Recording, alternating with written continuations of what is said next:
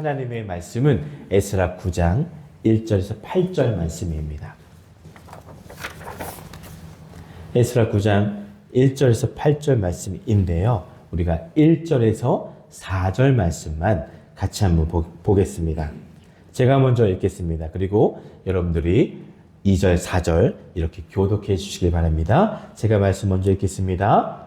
이 일 후에 방백들이 내게 나와 이르되 이스라엘 백성과 제사장들과 레위 사람들이 이 땅 백성들에게서 떠나지 아니하고 가나안 사람들과 헷 사람들과 브리스 사람들과 여부스 사람들과 암몬 사람들과 모압 사람들과 애굽 사람들과 아모리 사람들의 가증한 일을 행하여 그들의 딸을 맞이하여 아내와 며느리로 삼아 거룩한 저순이 그 집안 사람들과 서로 사귀게 하는데 방백들과 고관들이 이제 더욱 옥림이 되었다 하느니라. 내가 이 일을 듣고 속옷과 겉옷을 찢고 머리털과 수염을 뜯으며 기가 막혀 앉으니 이에 이스라엘 하나님의 말씀으로 말미암아 떠는 자가 사로잡혔더니 사람들의 죄 때문에 다 내게로 모여오더라. 내가 저녁 제사 드릴 때까지 기가 막혀 앉았더라.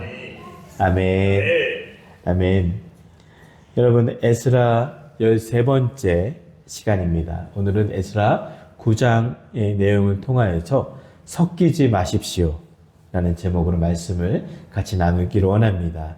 이 일에 참석한 모든 우리 성도들에게 하나님의 말씀의 능력과 위로가 충만하기를 다시 한번 축복합니다. 아멘. 에스라 9장을 보시면은 성경을 이렇게 보면은 타이틀이 나와 있어요. 에스라의 회개 기도라고 나와 있습니다. 오래전에 바벨론에서 처음으로 1차로 귀환한 유다 백성들이 이방인들과 결혼을 했어요. 유다, 하나님의 그 거룩한 백성이 그 땅, 우상을 섬기고 있는 이방인들과 통혼을 했습니다. 이처럼 타락을 했죠. 그로 인해 에스라가 크게 개탄하고 회개의 기도를 또한 중보 기도를 드리는 장면이 바로 오늘의 본문 내용입니다. 이스라엘 백성들은 스스로도 하나님께 나는 택함받은 선민이야, 거룩한 백성이야 라고 스스로 자랑하면서도 그들은 죄를 범했죠. 특별히 지도자들부터 평민에 이르기까지 성경 말씀을 보면은 1절을 보시면 가증한 일들을 행했습니다. 1절 잘 보세요. 우리 9장 1절을 보면은 후반부에 아모리 사람들의 가증한 일을 행하여. 아멘. 지도자부터 평민에 이르기까지 모두가 다 가증한 일을 행했습니다.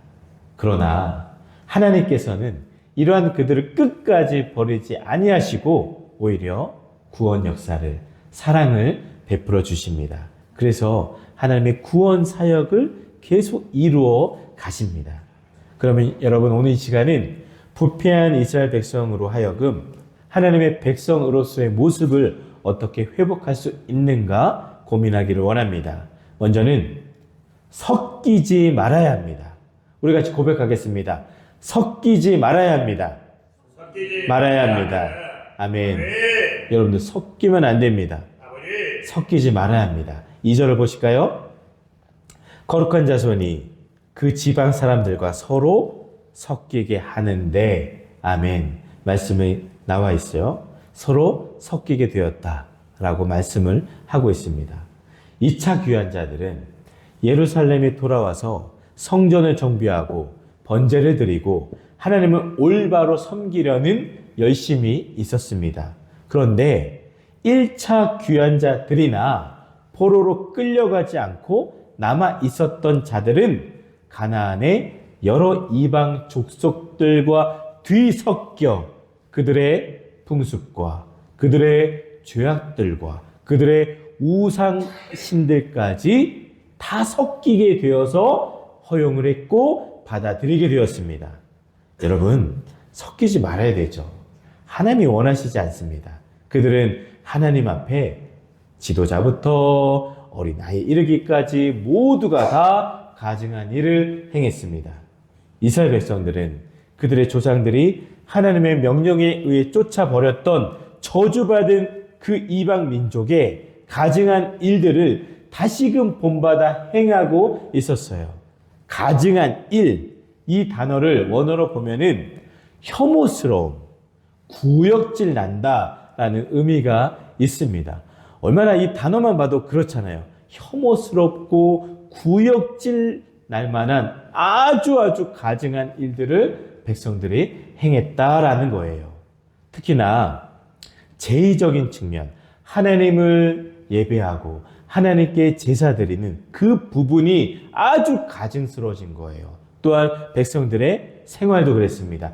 윤리적인 측면에서도 가증스럽게 되었어요. 그들은 모습들을 보면은 이방인들의 우상을 숭배하고 그들의 악행을 본받아서 성경을 보면은 자기 아들을 불 가운데 지나가게 했습니다. 얼마나 타락하죠. 자기 아들을 불 가운데 지나가게 하고 우상하게 바치는 거예요. 또한 남자들 서로 관계하는 성적 타락이 아주 나빴습니다. 이처럼 하나님 보시기에 가증한 죄악을 행했습니다. 하나님께서는 거룩한 삶을 살며 죄를 미워해야 할 당신의 거룩한 자녀들이 이러한 가증한 일을 용납하고 행하는 것을 결단코 원치 않으신다는 것을 여러분 꼭 기억하시기를 바랍니다. 그들은 이런 가증한 일을 했고요. 특별히 이방 민족과 통혼, 결혼을 했습니다.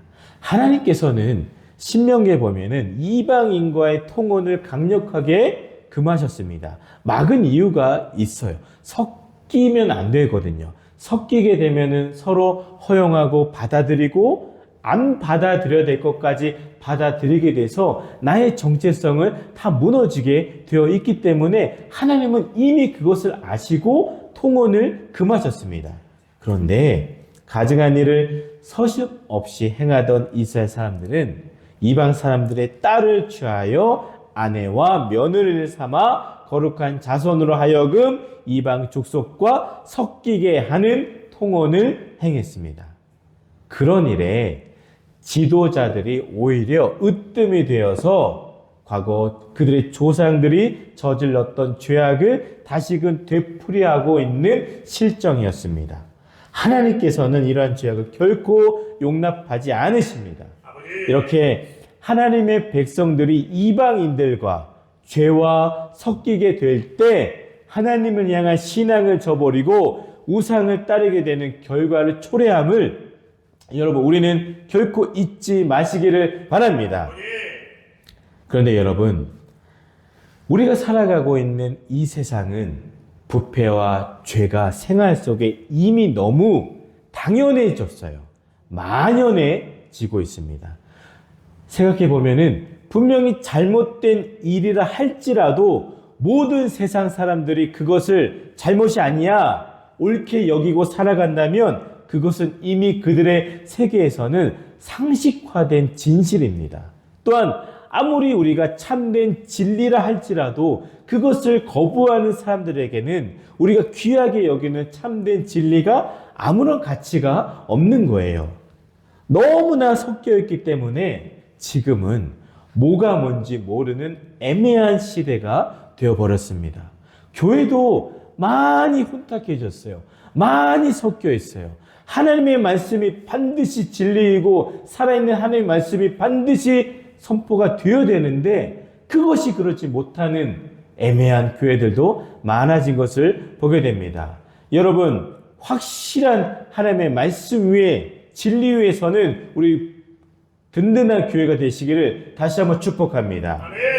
유다 백성들은 하나님께서 주신 말씀을 거부하고 이처럼 상식화된 달콤한 부패 생활을 하고 있었습니다. 오히려 성전에서 봉사하기 위하여 택함을 받은 레위 사람들 역시 주어진 본분을 잊고 그들 역시 죄악에 빠져 살아가고 있었습니다. 죄는 이처럼 달콤한 유혹처럼 쉽게 우리 곁을 떠나지를 않습니다.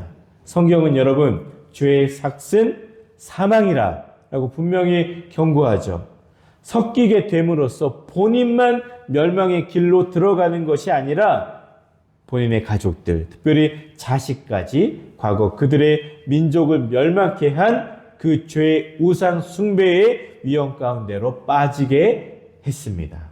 더 심각한 것은 백성들을 타락시키고 잘못을 범하게 만드는 사람이 누구였냐? 바로 지도자들이었어요. 이게 바로 개탄한 일입니다. 여러분, 하나님의 백성으로 특별히 택함 받은 자들이 거룩한 생활을 함으로써 선하고 거룩하고 아름답고 성결한 것을 보존하지는 못할 망정 세상이 주는 잠시 동안의 그 즐거움을 위해 쾌락을 위해 부패한 삶을 지도자들이 살아간다면 본인도 망하게 하고 지도자들이 이끌어가는 그 공동체도 어렵게 만들며 결코 하나님을 영화롭게 하지 못하게 되는 겁니다. 이처럼 제사장들과 방백들과 두목들이 지도자들이 부패했습니다. 여러분, 지도자들이 부패한 사회는 결코 소망이 없습니다. 우리나라만 봐도 그렇지 않습니까? 그래서 여러분, 올바른 지도자가 되기 위해서도 기도해 주시고 지도자가 되었다면 올바르게 정치할 수 있도록 기도해 주시는 게 바로 우리의 몫인 것을 꼭 기억하시기를 바랍니다. 이들은 자신들의 삶이 백성들에게 얼마나 큰 영향을 미치는지 자신들에게 지도자로서의 그 지위를 허락하신 하나님의 뜻이 무엇인지를 심각하게 생각해 볼 필요가 있습니다.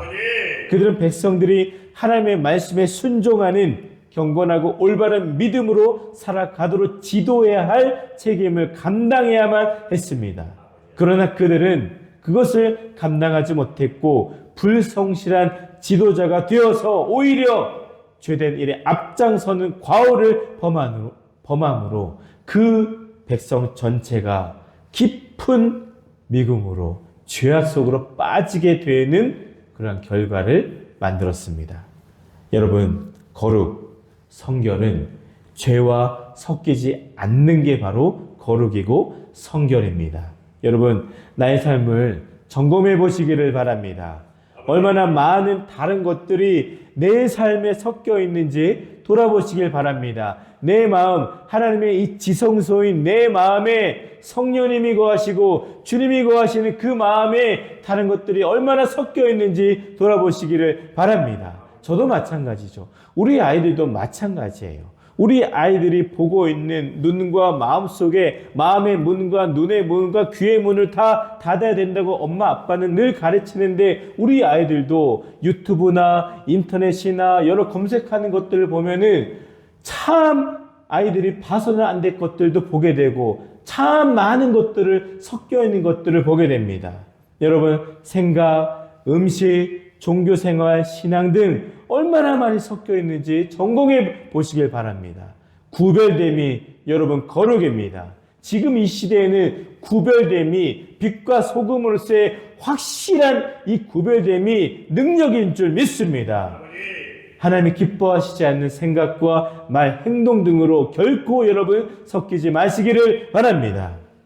우리는 때로 내 자신은 괜찮겠지. 나는 의인이잖아. 나는 하나님의 자녀잖아. 나는 하나님의 백성이잖아. 그러한 생각에 사로잡혀 아니란 채 여러분 그렇게 머물러 있는 교인들도 많이 있습니다. 사랑하는 여러분, 그러한 모습에서 더 나아가 공동체를 위하여서 또한 나라를 위하여서 교회를 위하여서 우리 이 사회에 만연한 죄를 위하여서 그것을 보며 기도하고 가슴 아파하고 일하는 그러한 여러분들이 꼭 되시기를 주님의 이름으로 축원을 드립니다. 아멘. 여러분 섞이지 마십시오. 다음은 변화는 나로부터 시작이 됩니다. 아멘이시죠? 변화는 누구로부터 시작된다고요? 나로부터 시작됩니다. 옆에 있는 사람, 목사님, 장로님이 먼저 하세요. 그게 아니라 나부터가 시작이 돼야 변화가 시작됩니다. 4절을 보실까요? 4절입니다. 이에 이스라엘의 하나님의 말씀으로 말미암아 떠는 자가 아멘 기록되어 있죠. 에스라는 공동체를 위해서 통회하며 하나님께 무릎을 꿇고 기도했습니다. 전혀 죄인임을 느끼지 못하고 이방 족속들과 통혼하는 그 이스라엘의 모습에 에스라는 충격을 받았습니다. 에스라가 회개의 기도를 드린 것은 백성들의 그 범죄는 바로 지도자의 책임, 나 선지자의 책임이라고 통감했기 때문입니다. 백성의 죄를 위해 가슴 아파하며 눈물로 기도하는 모습이 진정한 바로 지도자의 모습입니다. 에스라는 예루살렘에 귀환하여 율법을 연구하며 가르쳐야 하는데 주의 명령을 저버린 자들이 그 자폰자들을 보면서 넋이 나가 있는 거예요. 그때 에스라에게 모여들었던 자들이 있었는데 바로 그들은 다름 아닌 하나님의 말씀으로 말미암아 떠는 자들이 에스라 앞에 모여들었습니다. 이들은 에스라가 후에 개혁을 추진하는데 중요한 동력이 되어 주었던 자들입니다. 여러분, 이와 같은 자들이 있기에 기사회생의 가능성이 있습니다. 지금 우리들도 나라와 교회를 위해 많은 말들은 하지만 에스라와 같이 무릎을 꿇고 손을 들고 기도하는 자세가 더 시급하고 필요할 줄 믿습니다. 그러면 여러분, 공동체를 위해서 이처럼 눈물로 무릎을 꿇고 기도할 수 있는 자들이 누구입니까? 먼저는 바로 불의에 분노하는 자들입니다. 이스라엘 민족의 그 부패한 생활에 대한 소식을 들은 에스라가 한 행동을 보십시오. 속옷과 겉옷을 찢고 머리털과 수염을 뜯고 기가 막혀서 앉아 있었습니다.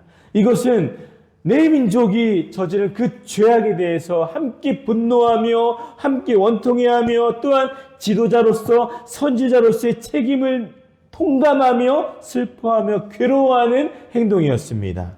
6절을 보시면 우리의 죄악, 우리의 허물이라고 기록을 합니다.